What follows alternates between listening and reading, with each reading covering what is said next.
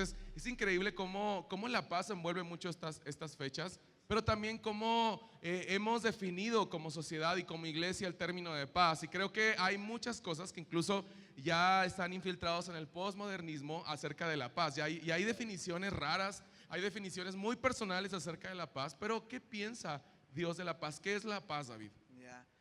Sí, de hecho hay una película de ese día, de Noche de Paz, de la Primera Guerra Mundial, es muy buena. Eh, la paz, hablemos de la paz. ¿Qué es la paz? Cuando alguien te dice, quiero sentir paz, ¿qué es lo primero que piensas, no? Quiero que todo esté bien, quiero que no haya conflictos, quiero que no haya problemas. ¿Alguien quiere sentir paz? ¿Sí? Ahora, la cuestión es la siguiente. Nuestras vidas están guiadas por nuestros sentimientos y nuestros sentimientos nos van llevando hacia ciertos panoramas de decisiones que tenemos que tomar. Pero cuando vemos bíblicamente lo que debería de ser la paz, nos damos cuenta que hay un grave peligro, y conmigo, grave peligro, en ser guiados por nuestras emociones. Y el grave conflicto es que cuando yo quiero sentir algo, soy capaz de hacer cualquier cosa con tal de obtener un estímulo externo que satisfaga una necesidad interna. Pero en la realidad bíblica, la paz no es algo que se siente, es algo que se piensa. Es algo que se razona, es algo que entra en nuestro intelecto. Aunque nunca he escuchado a nadie decir, quiero pensar paz. Todos decimos, quiero sentir paz. Creo que como hijos de Dios debemos de entender que la paz viene por conocer a aquel que es nuestra paz. Que la paz viene por tener la capacidad de meditar en su benevolencia a través del tiempo. Ahora, para el judío, la paz está basada en tres principios importantes. Dios es bueno, Dios hace buenas promesas y Dios cumple sus promesas. Y eso cambia mucho la manera en la cual nosotros podemos experimentar la paz. Porque ya no estoy en la vida buscando sentir algo, sino estoy en la vida sabiendo que estoy en un estado donde mi Dios es bueno, donde mi Dios me dio buenas promesas y donde Dios cumple sus promesas. Pensé que alguien se iba a emocionar por eso. Donde Dios cumple sus promesas. El conflicto nace en este sentido, justo por el posmodernismo, donde queremos siento y luego existo, ¿verdad? Hemos dejado atrás la mítica frase de pienso y luego existo, y hoy vivimos todas nuestras decisiones, relaciones, negocios en base a lo que siento. De hecho, es una frase muy común en el cristianismo, es que no siento. O siento de parte de Dios, y usamos el siento muchísimo. Y es un grave conflicto porque entonces basamos nuestra vida en lo que siento. Pero no me dejarás mentir, nuestros sentimientos fluctúan en todo el día. O sea, yo siento que debemos ir para allá, pero hay mucho tráfico. Siento que nos tenemos que regresar. Pero yo siento que tengo que hablar con esa persona, pero siento que no debo. ¿Sí me explico? Nuestros sentimientos nos llevan a callejones oscuros en la vida. Pero cuando tenemos verdaderamente una cosmovisión correcta bíblica de quién es nuestro Dios, entonces nuestra paz ya no va y viene, sino que nuestra paz es un estado firme, permanente y eterno, porque hemos comprendido que la paz es un proceso de razonar quién es nuestro Dios. Es un Dios bueno, es un Dios que hace buenas promesas y es un Dios que cumple sus promesas. Entonces creo que cuando nosotros entendemos la paz de Dios, es una paz que, como dice la palabra, sobrepasa todo entendimiento. Porque el mundo se está cayendo a pedazos y tú estás sabiendo que Dios es bueno, sabiendo que Dios te dio buenas promesas, y aunque hoy no se están viendo, sé que Dios es fiel y justo y Él cumple sus promesas. Entonces así empieza la paz, ¿no? Y aparte, eso que dices tú, porque ahorita me recordaba, la palabra de Dios promete más que vamos a pasar por aflicción. Sí. De hecho dice, tranquilos, yo he vencido el mundo. Sí. O sea, en este mundo vamos a tener muchísimo dolor, en este mundo va a haber mucha aflicción, pero tranquilos porque yo he vencido este mundo. Y esa es una gran promesa, Sí. pero también viene acompañado de un buen enunciado. Va a haber aflicciones. Sí. Entonces creo que eso es algo importante que hay que notar, justo el tema de las aflicciones, porque quiero recordar un poco en esa noche donde Jesús nació, pero la vida de Jesús y el nacimiento de Jesús fue envuelto en tantas cosas, en tanta historia. Para empezar, y aquí les va algo importante, hubo un tiempo muy peculiar que sucedió justo antes del nacimiento de Jesús. Cambios políticos, geográficos, en verdad pasaron económicos, cosas pasaron, pero a propósito de que había un silencio, habían pasado 400 años de silencio, donde no había visto voz de Dios nueva, donde lo que se había escrito en esos rollos era lo que se tenía que seguir, lo que se tenía que hacer, y ahora era 400 años donde aparentemente Dios estaba en silencio. O sea, ¿qué pasa con el silencio de Dios? Porque pues necesitamos sentir la paz de Dios, pero Dios no habla. Es uno de los temas más interesantes de la Biblia, porque vamos a entender esto por un minuto. Me encanta cuando gente viene conmigo y me dice, es que estoy orando, pero no siento que Dios me escuche. ¿A alguien le ha pasado esto? Soy el único loco acá que le ha pasado, ¿sí? Y siempre pregunto, ¿cuánto tiempo llevas orando sin que Dios te responda? No, pues apenas empecé ayer, pero no siento nada, ¿verdad? Y cuando vemos la historia, vemos que hay un periodo crucial de la historia, fundamental, es sumamente importante, 400 años. Ahora, ponte a pensar que estás hablando de generaciones completas que no vieron, no sintieron, no escucharon, no hubo un profeta nuevo, no hubo un despertar espiritual, no hubo absolutamente nada por 400 años. ¿Cómo te sentirías tú si te digo que el resto de tu vida no volverás a sentir a Dios?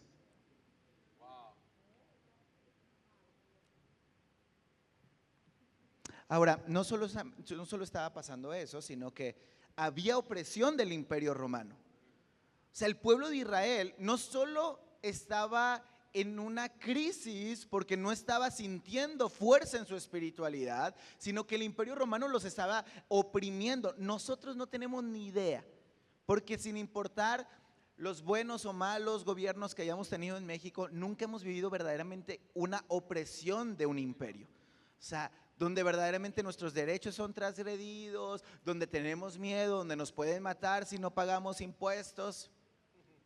Aunque no nos maten, hay que pagarlos. Sí. Entonces imagínate cómo está el pueblo de Dios. ¿Te puedes imaginar por un segundo el sentimiento que ellos tenían de decir, oye, ¿dónde está nuestro Dios? Nos abandonó 400 años. Oye, ¿tus papás oyeron de Dios? No. ¿Y los tuyos? No. ¿Y tus abuelos tampoco? Dios nos ha abandonado. Ahora, es sumamente importante entender esto. Cuando Dios no habla, ten por seguro que hay algo que Él está haciendo. El silencio de Dios es posiblemente mucho más valioso que su manifestación y su obra tangible en nuestras vidas. ¿Qué pasa en el tiempo de los 400 años de silencio? El Imperio Romano se pone como el gran poder del mundo, ¿no? Y hacen varios cambios. El primero es, instituyen el griego común como lenguaje popular, como hoy en día el inglés. ¿Sí estás acá conmigo? Entonces todo el mundo tenía que hablar ¿qué? Griego koiné, griego común. Hacen carreteras romanas donde todo el mundo podía llegar más rápido a ciertas ciudades, ¿no? Ahora pónganse a pensar, no había carros. Una buena carretera para caminar ahorraba muchísimo tiempo de monte, ¿sí?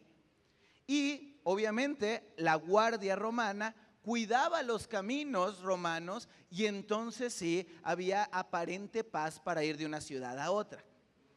Ahora, ¿qué hubiera pasado si Jesús hubiera venido y no hubiera pasado esos 400 años de silencio? El mensaje de Jesús no hubiera podido llegar a todas las ciudades porque era muy tardado ir de una ciudad a otra ciudad. Las carreteras romanas ayudaron para eso.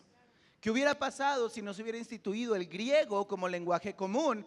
Pues entonces la traducción del mensaje de Jesús hubiera tardado muchísimo tiempo. Si no hubiera habido paz en medio de las carreteras para llegar a distintos puntos, posiblemente hoy todavía no estaríamos en este punto de la historia. Si se dan cuenta, Dios obró, Dios actuó, Dios hizo no como esperábamos, porque todo el mundo quería al profeta, todo el mundo quería una nueva revelación, todo el mundo quería sentir a Dios. Pero cuando no sentimos a Dios, posiblemente es porque Él está ocupado haciendo caminos para que el mensaje llegue a donde tiene que llegar. Y esa es la paz de nuestras vidas, que aunque no sintamos que Dios actúa como yo quiero que actúe, ten por seguro que Él está haciendo lo mejor para tu vida. Esa es nuestra paz. No humanicemos a Dios. Dios no es humano, gracias a Dios. Él es Dios y Él sabe cuando calla y cuando actúa, y esa es nuestra esperanza, que Él toma las mejores decisiones aún en medio del silencio. Sí, hay una frase que me encanta mucho, que alguna vez le escuché en un mensaje que decía: aunque sientas ausencia, seguro está su presencia. Así es. Y creo que a veces ese punto de sentir, quiero sentir, y la realidad es que no es así. O sea, yo creo que vamos a vivir momentos, muchos momentos y muy largos, agonizantes, frustrantes. Yo sé que hay gente que aquí le duele algo hoy, que tal vez te duele tu corazón porque no estás viendo las cosas que quisieras ver suceder, el milagro que quiere suceder, pero sabes, aunque tú sientas la ausencia o el silencio de Dios, seguro está su presencia contigo. Ahí está su presencia contigo. Y justo en Lucas, este nacimiento de Jesús que estaba a punto de ser anunciado por los ángeles, que en Lucas 2:8, que dice: en esa misma región había unos pastores que pasaban la noche en el campo, turnándose para cuidar su rebaño. Sucedió que un ángel del Señor se les apareció. La gloria del Señor los envolvió en su luz y se llenaron de temor. Pero el ángel les dijo: no tengan miedo, miren que traigo buenas, ¿qué? Noticias que serán motivo de mucha alegría para todo el pueblo. Hoy ha nacido en la ciudad de David un Salvador, que es Cristo el Señor. Esta noticia tan llena de paz, esta noticia tan llena de esperanza para estas personas, Dios se revela a través de estos ángeles a personas que estaban haciendo algo común, algo natural. Qué momento tan icónico, pero qué mensaje tan grande hay detrás de esta acción. Claro, me encanta porque obviamente imagínate, estaban oprimidos. Por cierto, se llama Paz del Cielo. Ese es el mensaje de hoy, paz del cielo. Estaban oprimidos, no sentían la presencia de Dios, y entonces viene este momento donde 400 años son interrumpidos por el milagro más grande de la humanidad. Pero me encanta porque el mensaje de Jesús, las buenas nuevas de su nacimiento, no son anunciadas primeramente a un emperador, no son anunciadas primeramente a un centurión, no son anunciados primeramente a un hombre con poder y autoridad. Los primeros que escuchan las buenas nuevas del Evangelio son una mujer y unos pastorcillos.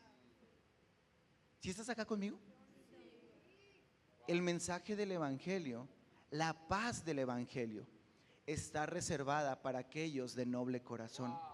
Porque si te das cuenta, quiero que entiendas esto por un segundo. ¿Qué es lo que más te roba la paz? ¿El dinero? ¿Cuántos hemos dejado de dormir este año por una deuda financiera? ¿Relaciones? No. Relaciones personales, el estatus, ¿qué es lo que roba tu paz? Necesito cambiar de carro, necesito algo nuevo, necesito incrementar, todo lo que nos roba la paz, al final de cuentas son cosas que son banales y no repercuten verdaderamente en la paz real que Dios nos da, porque el anuncio del Evangelio fue dado para aquellos que entendieron que lo importante era la riqueza del corazón y la sanidad de nuestra alma. Jesús no se presentó primeramente a gente poderosa, se presentó a gente que en su corazón había humildad. Y es irónico que lo que más nos roba la paz es lo que más nos distrae de la paz. Y vivimos nuestra vida persiguiendo cosas que nunca van a satisfacer nuestra vida. Pero si tan solo hubiera humildad en nuestros corazones, tendríamos una paz que sobrepasaría todo entendimiento, porque la palabra y la revelación de Jesús sería manifiesta para nuestra vida. Qué irónico, ¿no? Perseguimos cosas que nos distraen de lo que de verdad nos dará paz. Es que es justo el cómo, si tú pudieras hoy agarrar una hoja de tu cuaderno y pudieras definir qué es para ti paz, estoy seguro que todos tal vez tendríamos como esta como un denominador, como momento de quietud, estabilidad, que todo esté bien alrededor de nosotros. Pero justo lo que estamos hablando hoy es que la paz no es la ausencia de la guerra. La paz es entender que Dios está con nosotros en medio de la guerra. Y creo que eso es lo que hoy Dios nos quiere hablar. Esa paz del cielo se trata de eso. Sí. Porque Jesús vino, nació, mostró esa paz, entregó esa paz a través de su misma vida, pero después vivió con personas naturales que hacían labores naturales y después se presentó con 12 personas y vivió con esas 12 personas. Esas 12 personas conocieron y experimentaron una paz de una manera distinta, vieron milagros suceder, vieron prodigios suceder. Jesús hizo cosas grandiosas enfrente de ellos y que todo era como un mensaje de Jesús a ellos de decir: aprendan a confiar en mí, Sí. aprendan a descansar en mí. Sí. Pero hay un momento peculiar donde pasa algo que los hace temblar, y es justamente este momento donde ellos se suben a una barca y, terminando de hacer un momento de milagros, ellos se suben a esta barca y comienzan a tener una tormenta, pero Jesús está dormido. Y vamos a leer, me encantaría leer con ustedes este verso que está en Marcos 4, 38 al 41. Dice: en tanto Jesús se había quedado dormido en la parte de atrás de la barca. ¿Qué estaba haciendo Jesús? Estaba dormido. Recostado sobre una almohada de pluma de ganso. Los discípulos lo despertaron y le gritaron: maestro, ¿no te importa que nos estemos hundiendo? Jesús se levantó y ordenó, con esa voz increíble, ordenó al viento del mar que se calmaran. Enseguida el viento se calmó y todo quedó completamente, ¿qué? Tranquilo. Entonces Jesús dijo a sus discípulos: ¿por qué estaban tan asustados? Y aquí viene una pregunta sumamente espectacular. ¿Todavía no confían en mí? Pero ellos estaban muy asombrados y decían unos a otros: ¿quién es este hombre que hasta el viento y el mar lo obedecen? ¿Qué onda con los discípulos? Porque aquí tengo otra pregunta que me surge, y es: pues sí, los discípulos decimos: no, hombre, qué bárbaros. O sea, Jesús estaba ahí en la barca. En verdad, ¿cómo se iba a hundir esa barca con Jesús ahí? Pero los discípulos tuvieron tanto miedo por lo que pasaba, y geográficamente en ese momento, el lugar donde estaba justo la barca era como una pequeña costa. Entonces los vientos azotaban muy fuerte esa playa y esa costa para llegar al lugar donde Jesús iba a dirigir. Que era cortito el Era tramo. cortito. Entonces vino una tormenta, y lo que geográficamente y algunos estudios han arrojado, que posiblemente lo que estaba pasando en la tormenta eran vientos alrededor de 238 kilómetros por hora. O sea, Fuerte. realmente la barca se estaba moviendo con no había la tecnología de hoy, no habían radares, no habían muchas cosas, simplemente la barca se estaba por hundir. Pero ellos tuvieron miedo. Pero a veces nos pasa eso a nosotros, porque yo sé que Jesús está conmigo, pero tengo miedo. O sea, yo sé que Jesús está con nosotros en la enfermedad, pero seguimos teniendo miedo. Yo sé que Jesús está en medio de nuestro dolor, en medio de la traición, en medio de la desesperación, en medio de que algunas cosas no están bien en la familia, y seguimos teniendo miedo. Nuestra paz sigue siendo robada. Y dice el Señor, se levanta y dice: ¿todavía no han aprendido a confiar en mí? ¿Qué onda con eso? Hay algo que es bien importante en esto, que todos tenemos un lenguaje del amor, ¿sí, verdad? ¿Sí sabes cuál es tu lenguaje del amor? Sí. ¿Sí o no? ¿No? Bueno, hay que consultar cuál es su lenguaje del amor. Jesús también tiene un lenguaje del amor, y su lenguaje del amor es la fe. Cuando nosotros vemos a Jesús, solo hay dos personas que logran maravillar a Jesús. ¿Te imaginas? ¿Te imaginas maravillar a Jesús? Que Jesús te viera y dijera: wow, estoy maravillado de tu vida. Y uno de ellos ni siquiera era el pueblo de Israel, era un centurión romano.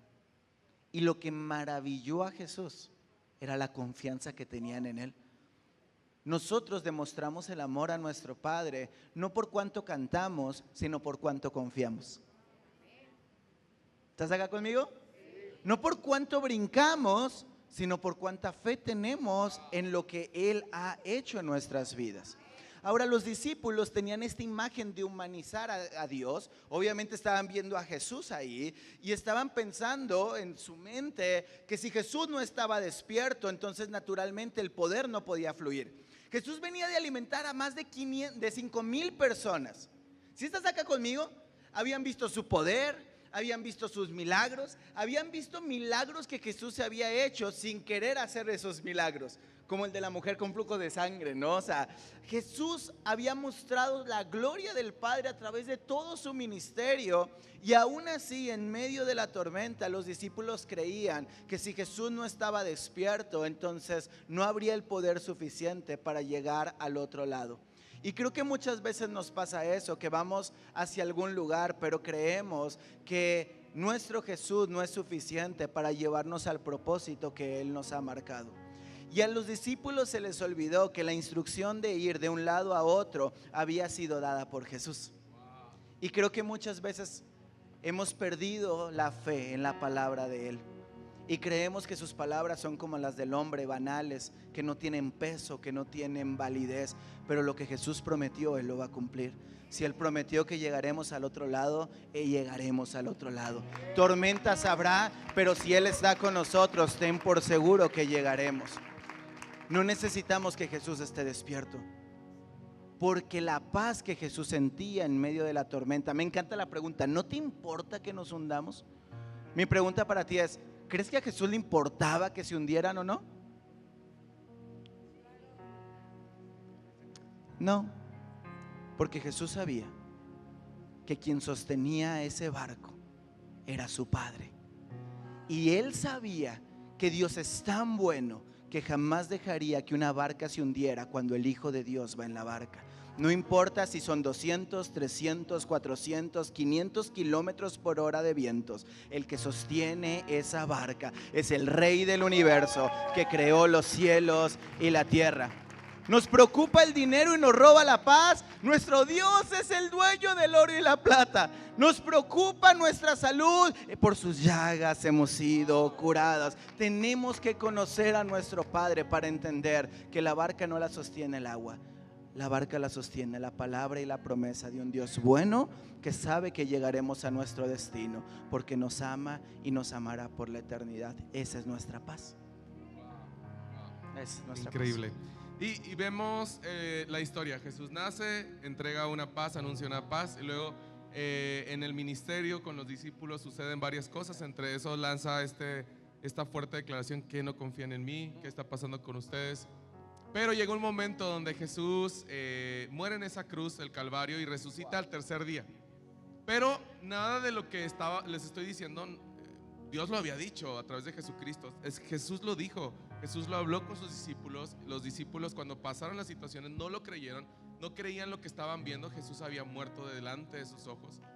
Y aparentemente parecía que el enemigo había tomado su victoria, pero no, pobre diablo, terminó bien vencido. Y creo que en el momento donde Jesús resucita pasa otro momento muy peculiar, y es justo cuando Jesús se va a ir. Y hablando con los discípulos, empieza a decirles varias cosas para preparar sus corazones. Ahora, esto ya se lo había dicho a los discípulos anteriormente, pero Jesús resucitado les dice algo muy poderoso y contundente. Y dice Juan 14, al 27, al 28, al 29, perdón, dice: les doy la paz, les doy la paz, mi propia paz, que no es como la paz que se desea en este mundo. Esto es algo increíble. No se preocupen ni tengan miedo por lo que pronto va a pasar. Ustedes me oyeron decir que me voy, pero regresaré por ustedes, y si en verdad me amaran, deberán estar alegres de esto, porque voy a regresar a donde está mi Padre, y Él es mayor que yo. Les digo todo esto desde ahora, para que cuando esto suceda, confíen en mí. Y creo que aquí pasa algo muy estremecedor. Lo que les está diciendo: porque no tengan miedo por lo que pronto va a pasar. Pero ese pronto inmediato, lo que va a pasar en ese momento es que Jesús se iba a ir corporalmente de ese lugar. Entonces desde ahí les está diciendo Jesús: por favor, ni se les ocurra tener miedo, no pierdan su paz, porque a pesar de que ustedes no me vean, lo que viene para ustedes es muchísimo mejor. Pues no se trata de ver, no se trata de probar a Dios. Lo decía en el primer servicio, a veces estamos esperando ver la señal chiquita ahí en el cielo. Señor, si la Brittany me ama, pon un corazoncito en el cielo, en esa nube. Señor, si tú vas a proveer eso, ponme un anuncio que diga Dios proveerá. Y sucede, de alguna manera a algunos nos ha sucedido, pero no podemos estar viviendo de esas señales. Es como estarle diciendo, no sé, a veces pienso, es como, ¿cuántas veces queremos crucificar a Jesús? O sea, queremos seguir viendo, sí, Él venció la muerte, queremos seguir escuchando que Él venció, pero la realidad es que más bien tenemos que dejar de escuchar y comenzar a creer. Porque cuando creemos y confiamos en Dios, algo poderoso sucede. El diablo le tiene miedo a algo. Le tiene miedo a todos aquellos creyentes que le dicen la verdad de Cristo. Cuando tú hablas la verdad de Cristo, estás confiando, estás anunciando a tu alma y a tu corazón: confío en ti. Y el diablo, en verdad, tiene que huir. No resiste la verdad. Me encanta el verso porque dice: yo les doy mi paz, la paz de Jesús. Y es una paz que no es como la paz que el mundo da. Entonces aquí hay dos paz, ¿no? La paz de Jesús, que nace de la confianza de quién es su Padre, y la paz del mundo, que nace del esfuerzo humano para obtener una estabilidad que tarde o temprano se desestabilizará. Solo hay dos fuentes de paz, y está en nosotros tomar la herencia que Jesús nos ha dado. Una paz que nace de la confianza a través del conocimiento de la benevolencia de nuestro Dios, o seguir luchando por establecer una paz que tarde o temprano se va a acabar. No importa cuánto trabajes, luches y te esfuerces, la paz que puedes obtener con estímulos externos terminará cayendo. No es la paz que el mundo da. La paz que Jesús quiere darte no es la paz que puedes obtener con tus manos. Es una paz que depende de su voluntad. Pero muchas veces vamos por la vida creyendo que nosotros podemos manipular el poder de Dios para obtener una paz de acuerdo a nuestros deseos y nuestros caprichos. No me dejarás mentir, pero a veces nuestras oraciones suenan así: Dios, por favor, que me den este trabajo para que con estas finanzas pueda pagar este carro y pueda mover este dinero y pueda... Entonces, prácticamente nosotros estamos yendo con Dios diciéndole: quiero la paz como yo la quiero, pero necesito tu poder para satisfacer mis necesidades. Y eso es absurdo, porque implícitamente en una oración de este tipo lo que nosotros estamos proclamando es que nosotros somos más poderosos que Dios, porque yo puedo mover su voluntad para obtener la paz a mi manera. Pero si tan solo entendiéramos la paz que Jesús tenía, es una paz que se ve diferente. Es una paz que no necesitas el trabajo, el carro, el marido. Es una paz que si lo tienes a Él, lo tienes todo. Es una paz que te va a llevar a momentos difíciles en la vida. Es una paz que te va a hacer pasar por valle de sombra de muerte. Es una paz que te va a llevar al límite de tu fe. Pero hay una plena convicción que aunque la barca esté a punto de hundirse, es Él quien la va a sostener por la eternidad. Porque el poder de Dios, cabal, le tienes que entender esto. El poder de Dios no se manifiesta en nuestras vidas por lo que hagamos o no hagamos. No hay manera de torcerle el brazo a Dios para que usemos su poder a nuestra conveniencia. El poder de Dios se manifiesta en tu vida solo porque Él te ama. Y esa es nuestra paz más profunda, que nosotros no pudimos ganar nada de esto, que no hay nada que pudiéramos hacer para sentir su paz, que Él lo pagó en la cruz del Calvario para nosotros. Sí, va a haber momentos difíciles, pero el Rey de Reyes y Señor de Señores está con nosotros.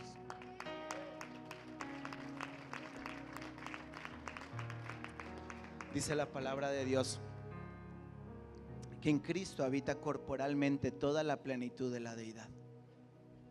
Quiere decir que todo lo que Dios es habita en nuestro Señor y Salvador. habita en Jesucristo. Ponte a pensar por un segundo la desolación que sintieron los discípulos cuando Jesús les dijo que se iban. Su única esperanza. Les está diciendo que los va a abandonar. Cuando Jesús resucitó, ellos han de haber sentido poderosos, ¿te imaginas?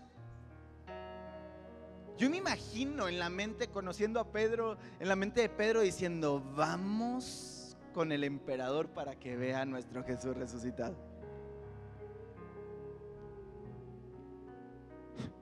Y el momento de más esperanza de los discípulos fue tan instantáneo como unas palabras de Jesús diciendo: les conviene que yo me vaya, porque vendrá el Consolador, el que entenderá cada valle, cada dolor, cada aflicción de sus vidas y los guiará con paz. Porque si yo estoy en su corazón, toda la plenitud de la deidad está dentro de su corazón y no necesitaremos más nada. Javalia, si lo tenemos a Él, lo tenemos todo. Si su Espíritu va con nosotros, ¿quién nos podrá hacer frente? ¿Quién podrá derrotar a la iglesia si el Espíritu mismo de Dios, que derrotó a la muerte, está vivo en medio de nosotros? ¿Acaso no podemos tener paz? Porque Dios es bueno, porque Él nos ha dado promesas y porque ten por seguro que Él las cumplirá para tu vida. A veces no lo vamos a sentir,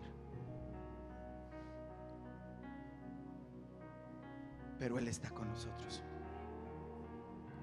No sabemos qué estés viviendo, qué estés atravesando, pero Jesús nació en un lugar no tan bonito, medio sucio, con errores e imperfecciones, algo muy parecido a nuestros corazones. Y Él quiere nacer en tu corazón esta mañana, para darte una paz que no depende de cuánto hay en tu cartera, ni de si la vida ha sido buena o mala contigo. Una paz que va mucho más allá de eso.